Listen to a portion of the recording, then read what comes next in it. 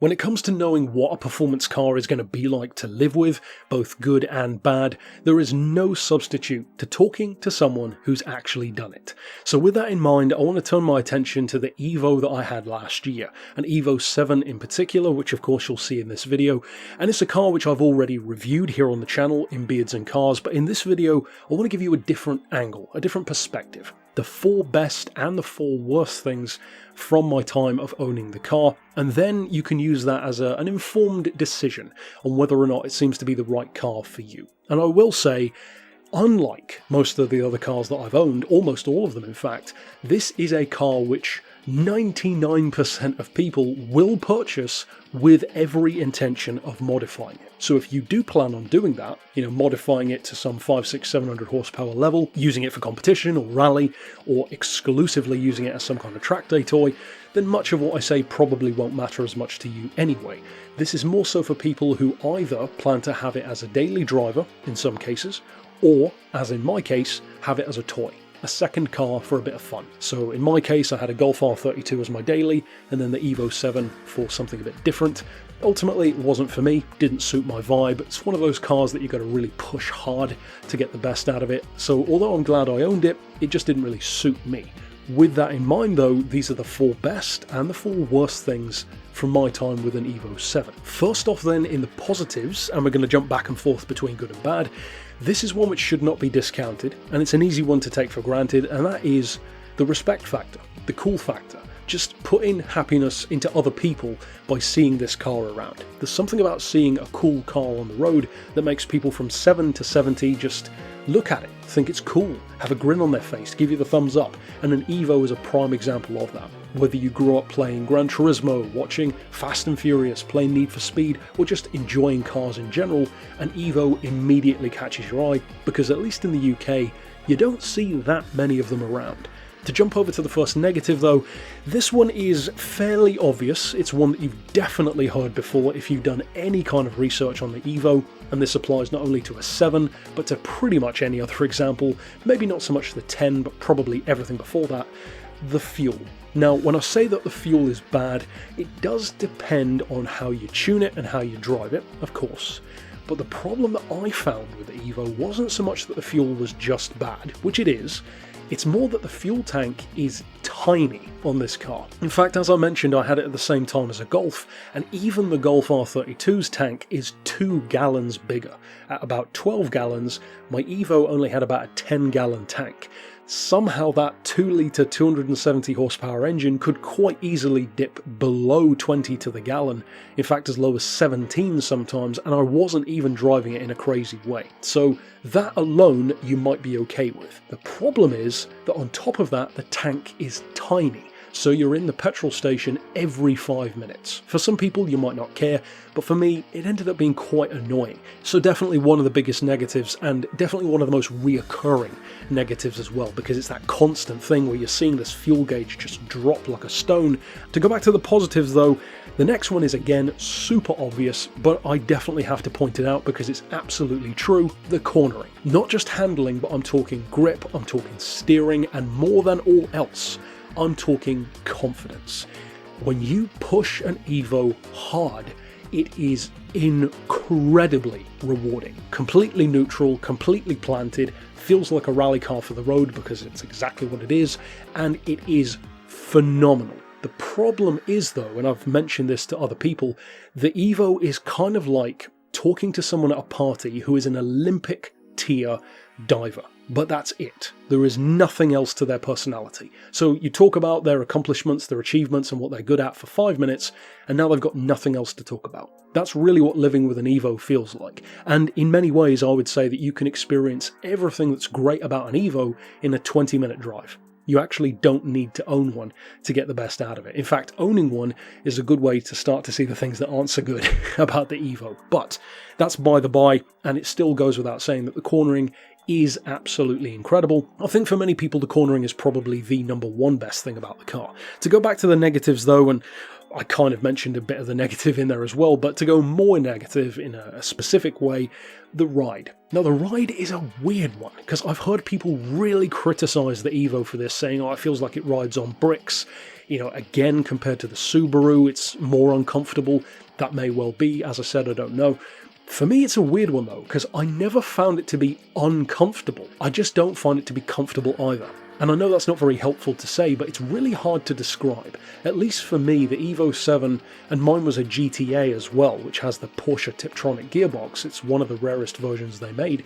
That car, and I'm presuming the manual as well, it's a very strange one for me, because the seats are fairly comfortable. The ride quality overall I wouldn't say is uncomfortable, it just has very hard suspension because it's a motorsport-derived car. So it bounces around a lot, and you feel every imperfection, every pothole, every bump in the road, and it's not so much that it makes you feel uncomfortable, it's just that the car really bounces around a lot. Kind of like what you'd expect from something more like a Lotus, maybe like a Lotus Elise or an Ariel Atom or a Caterham, more that kind of vibe. But yeah, I don't think many people will care because you kind of expect that with an Evo, but again, for some people it's something that you'll want to bear in mind. Jumping back over to the good points though, this is one which is easy to underestimate, but I actually think it's a really good positive thing. The space. Say what you will about the fuel economy, but the space on an Evo is fantastic. The headroom is really good even for a taller driver. Legroom, width room is all fantastic, even though it's not that big of a car. The space is great. Not only in the front, the rear seats are great, the headroom in the back is great, and even the luggage room in the boot is really, really good. So even though the fuel economy and the ride aren't that conducive to a daily driver, if you don't care about the fuel and you don't care about the ride, let's say you have kids or just need to take 5 people in the car with luggage, it can absolutely do that. The space is really, really good, and I don't hear people talking about that much, but it really is a genuinely useful car in terms of practicality and space. To jump over to the negatives again though, this might be one that applies more to one like mine, with that Tiptronic GTA gearbox, but I think this probably still applies to at least some of the manual versions as well, at least before modification, and that is the turbo lag has not aged well. And again, like I said, if you tune it up to 400-500 horses, or put anti-lag on or whatever, I'm sure you can get around a lot of those issues, in fact you can, but at least in a relatively stock one like mine, you definitely notice it. And to put this into perspective of how much you notice the lag, even in the case of my GTA, which they fitted with a slightly smaller turbo specifically to counter the lag so that it would spool up quicker, if I launched the Evo from say 2,500-3,000 RPM, I actually got it to hit 60 miles an hour in a GPS verified 5 seconds dead. That is damn impressive. For a 20-year-old 270 horsepower car to hit 60 miles an hour in 5 seconds is really good. That's quicker than my Quattroporte. However, if you launch it from idle, it's 6.5 to 7 seconds. So talk about lag, that is a massive amount of lag. And the problem is, although you could say, well, just launch it, there are 2 problems with that. One, you don't always have the chance to launch it, so if you try and say race some modern hot hatch, you might be surprised and go home with your tail between your legs on more occasions than you'd care to admit. But secondly, it's not good for your gearbox, especially in the case of the GTA with that Tiptronic, to be constantly launching it. It's not something you want to be doing that often. So it's definitely an issue to bear in mind. Again, like I said at the start of the video, if you do plan to tune it, it won't be as much of a problem, but if you plan to leave it stock, it very well could be. Now though, to jump back over to the positives, our final positive of the 4 before we get to the last negative, the all-weather control and the all-weather feeling of being safe that this car gives you. The Evo is one of those cars, funnily enough, very much so like a Bentley, a Continental specifically, either a GT or a Flying Spur. It's a car that just gives you an incredible feeling of confidence. It feels like the car is in complete control at all times. And if you do plan to use the car all year round, well, that's great. It means you've got loads of grip, even in the rain, the snow, and I'm not saying the car cannot lose control. Of course, if you push it to its limit, it's going to, and any car can slide on black ice. But still, the majority of the time, it is way, way better and way more sure-footed than the vast majority of other performance cars, in some cases even other all-wheel drive or four-wheel drive performance cars. And again, that's not surprising at all. It's literally a rally car, so of course it's good.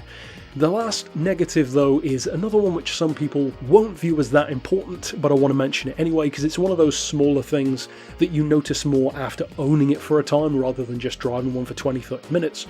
And this one, funnily enough, actually loops back to the first positive thing, but this is the flip side to the coin, and that is negative attention. Now, what I would say is negative attention, many people probably would find funny, but I really found it tiresome, and I had the same problem in my Golf R32, although to a lesser degree, and that is kids in their loud Corsas, loud Clios, loud Puntos, loud fill in the blank, trying to show you how cool they are. Not necessarily even challenging you to a race, but just revving the nuts off of their car in their little 1.2 active whatever, just blaring it down the street next to you when you're doing nothing, just waiting at the lights.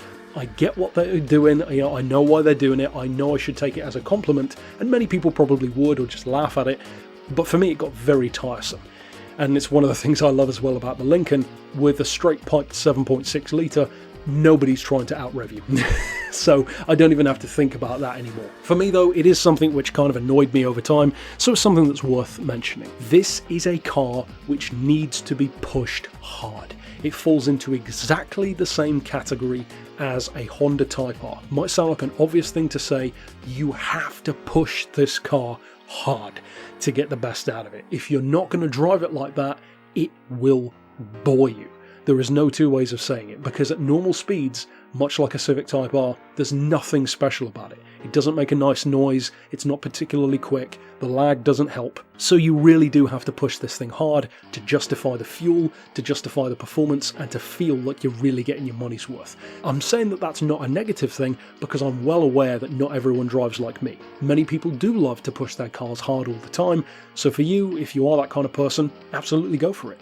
Ultimately though, that's it for my thoughts on owning an Evo. For me, I have never regretted getting rid of mine, certainly not because I replaced it with the Lincoln, which I absolutely love and is much more my kind of thing, but I'm still glad that I had an Evo, much in the same way that I'm glad I had a Bentley, as badly as that turned out. And ultimately, of course, if you want to check out other content that I've done about the Evo, you can find that here on the channel as well. But for now, as always, thanks for watching.